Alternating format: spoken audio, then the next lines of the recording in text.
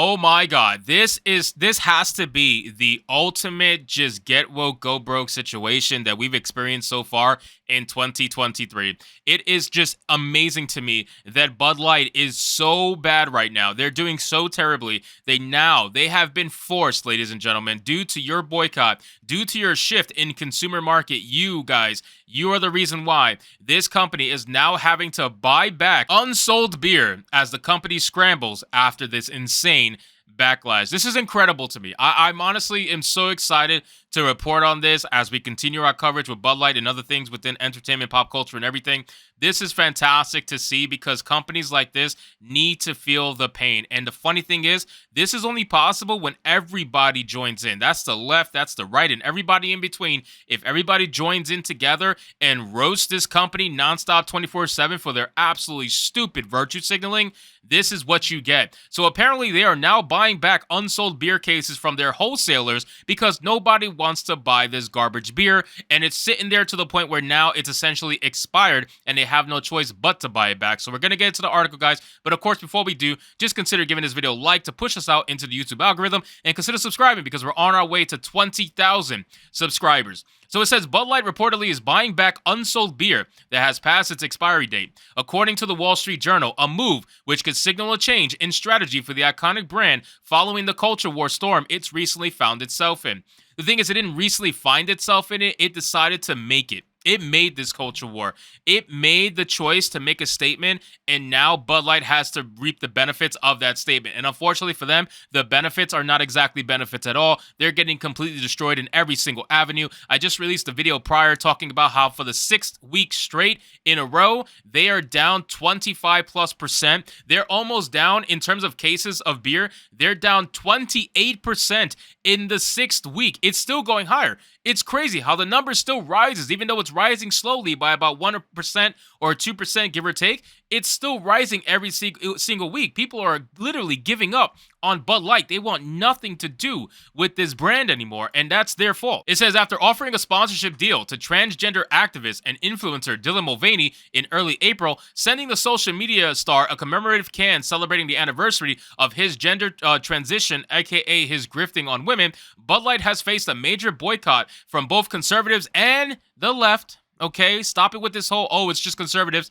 You're doing that as a narrative to try to downplay the actual boycott and what's happening. It's not just conservatives. It is not just the left. It is everybody. Everybody in between is boycotting this brand. That's the only way you're able to get to these massive amount of numbers where people are like, screw it. I don't need to be virtue signaled to, and I don't need to be preached to either. That's essentially what's happening.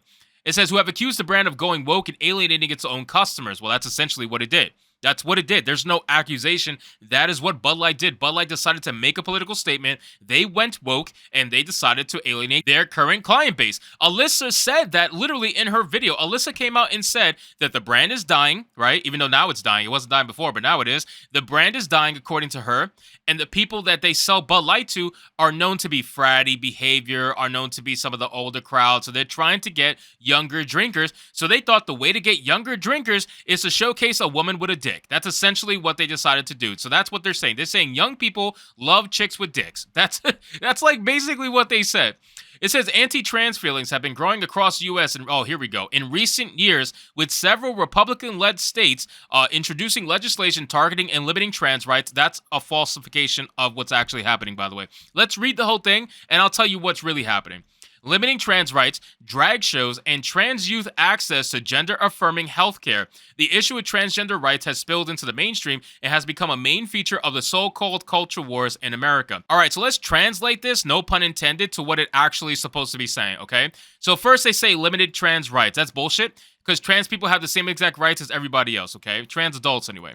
Then it says drag shows. Yes, I agree. If you cannot have family-friendly strip shows for young children, then you shouldn't have family-friendly drag shows where you have women literally bending over in front of kids, trying to have them give them dollars in their panties and all this stuff, or fake women, I should say. You got dudes, but you get what I'm saying.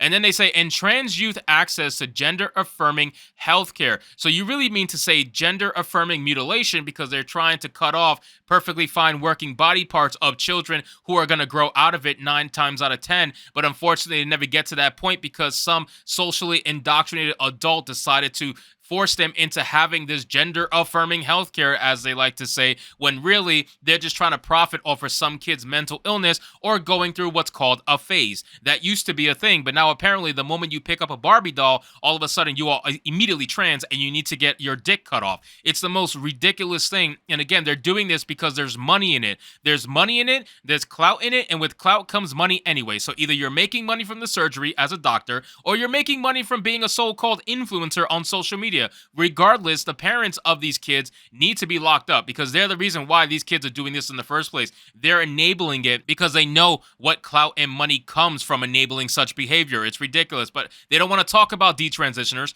They don't want to talk about how it's been proven that most people snap out of it the moment they hit 18 or 19, 20, around that age. They snap out of their whole gender dysphoria and realize that they are 100% either man or woman, but they never get to that point. And by the time they do, they end up regretting it. And that's where the stories of transitioners come into play. So this article is clearly very left-leaning, but we like to read both sides of the aisle, so we're going to continue.